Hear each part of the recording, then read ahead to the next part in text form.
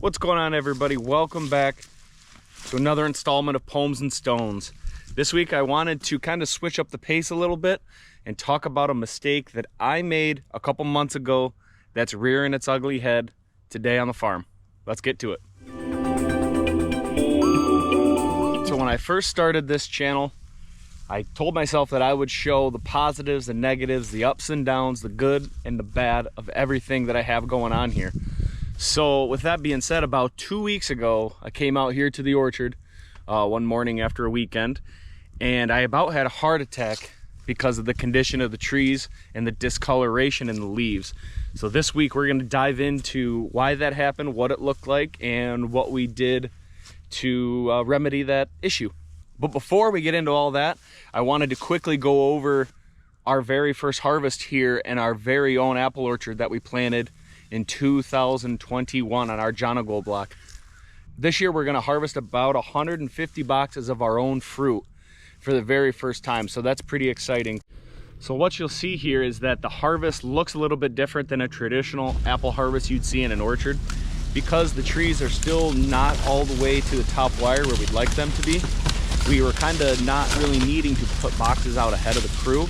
We just kind of kept one box on a forklift while the guys were picking, because they'd have to travel such a far distance. If we put a box in the middle, they'd take more time walking back. Putting a box in the middle of the row or multiple wouldn't really work because the trees are so small and the amount of apples per tree was pretty low, so they would waste more time walking back and forth to the box as they would just to be to turn around.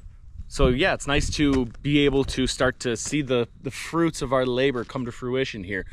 No pun intended. I didn't think we'd get into dad jokes on the channel here, but there we are with that one. So now let's get back to the big question here in this video, was what happened to our trees? I'm going to show you guys some pictures and videos that I took so you guys can see that day what happened and show what the major big red flag was that got me so concerned. You can see that the leaves are starting to turn yellow from the outside, working their way into the center of the tree, primarily targeting the older, larger leaves and not the younger stuff that's out on the edges of the branches. Usually when you see a burning like this, it can be of three things. You can have some sort of deficiency in your soil.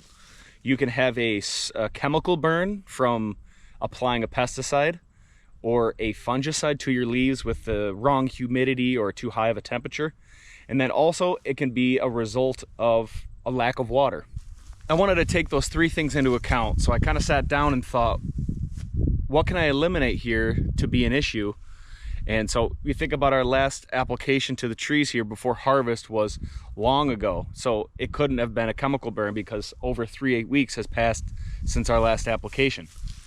Could it be deficiencies in the soil? We constantly are taking sap samples from the tree leaves, and also we have done soil samples on the ground to keep track of what's going on in the soil, so I know that we're not deficient on any nutrients in the soil or in the tree itself. So that leaves only one more thing left that I believed that could be an issue, which would be water.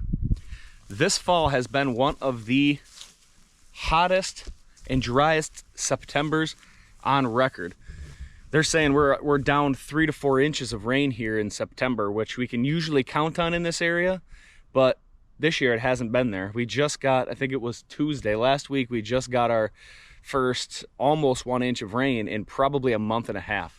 So as you can imagine, these trees are beginning to become a little bit stressed by the lack of water, which you might think is funny because, as you can see in probably most of the other videos, we do have irrigation in our orchard, which we can choose how much to water and when we water all of these high density apples that we have here. Why wouldn't we be running the water if we know that we have it and we know that it's one of the hottest Septembers and the lack of rainfall? So why wouldn't we be using that to control the health of our trees here and kind of mitigate the drought stress by irrigating our own trees? Well, that brings us back to something that I had done, a critical error. If you remember earlier this year on the channel, Jason Jablin from Keystone came out and we did a little bit of talking about thinning apples. Ways that we make sure that the tree can stay healthy and provide good fruit, quality fruit, and the right amount of fruit is by thinning the apple trees. When this is done correctly, the tree will grow accurately sized fruit, not too big and not too small. If there's too many apples on the tree, it leads to crowding and the apples will not grow to the correct size, they'll stay smaller. If you have not enough apples on the tree, then the apples can grow to a much larger size than most processors want, and becomes too heavy for, especially a tree like this size, to hold on its limbs for an entire summer when they're this young and the branches are, you know, so little. So the mistake I made was that I put a little too much thinning chemical in, a little too much thinning agent in the tank. I over thinned them a little bit, so the apple sizes were up. Early July, middle of July, that we really started to notice that the apples were already too big. So what do we have to do to combat that a little bit? Well, we wanted to try and take some of the water out of the program. One way to kind of keep your size of your apples under wraps is to deficit irrigate your farm, which is using the lack of water to help control fruit size. And so we decided we were going to start doing that. We started cutting back a little bit on the water, but still watering it consistently, just minimizing the amount that it got in a 24-hour period compared to the Honeycrisp, Ambrosia, and Gala that's also out of here on this farm. But in doing so, you also run the risk of unnecessarily stressing your trees. So like you saw earlier, when trees get dehydrated, the first thing to go are the leaves. These ones, you can see it's starting to brown from the outside in. They get very crusty, and eventually they kind of just fall right off with a breeze. So it kind of starts to defoliate your tree, which is not what you want to do. It's not healthy for the tree to do that this early in the year. But the funny part about it all is that some spots of the orchard, like these trees behind me here, didn't really have any damage to them. The leaves were still healthy. There's leaves all the way through into the center of the tree here, all the way up and all the way down. So that tells me that there's something different going on in the soil, because the whole farm is getting the same amount of watering. And if anybody here watching knows anything about the difference between soils, you know that sandy soil leaches water and nutrients faster than any other type of soil. So what happens on this farm is even though each side of the driveway behind me here gets watered the same amount per side, there's a variance in the types of soil from end to end of the orchard, even from this driveway side to the far side, or, you know, east to west side of this orchard. So what do we do to try and immediately start to fix this problem?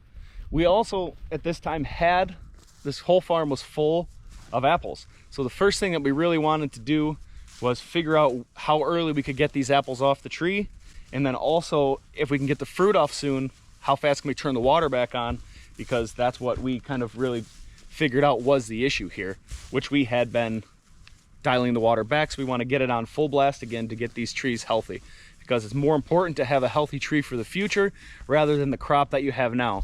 So I called my guy Jason Jablin at Keystone Cooperative, and he came out, looked at the trees, took some photos, and sent them to some other customers that have been growing apples for a lot longer than we have. They came to the same conclusion that we really just have a water problem, and other people were seeing them in, specifically in this variety of apple, whether it was a young high density block or an older mature freestanding block. So again, before, like I said, when I started this journey, I said I wanted to share the ups and downs, the goods and the bad. This is pretty much a direct result of a mistake made earlier in the year. So if there's anything you can gather from this video, is that you want to thin the right amount of apples off your tree so that you have the right size fruit, healthy fruit. That way you can keep your watering schedule more consistent and have them have the right amount, and also to consistently check weather patterns, conditions, so that you can make the best decisions for your own farm. So overall, everything's gonna work out. The trees are still healthy. We got the water turned back on for them. The leaves, everything just perks right up after you get the water on them. And then we also took the apples off the trees when we picked them, obviously. So we eliminated all the stress on the plant, and they just bounced right back. So this is gonna be a great spot to cut it. I'm learning a lot. This is our first harvest, and our third year growing, but our first one we're really starting to pay attention to growing apples. So I got a lot to learn as the years go on. Luckily I have some great help with the community around here, some other local growers. Jason at Keystone is always super helpful. Don't forget, these videos here are what YouTube wants you to watch next. So go ahead and click on one of those. And don't forget to like the video and subscribe to the channel down below. It's free to do that and it helps the channel out. Thank you very much. I'll see you guys next week.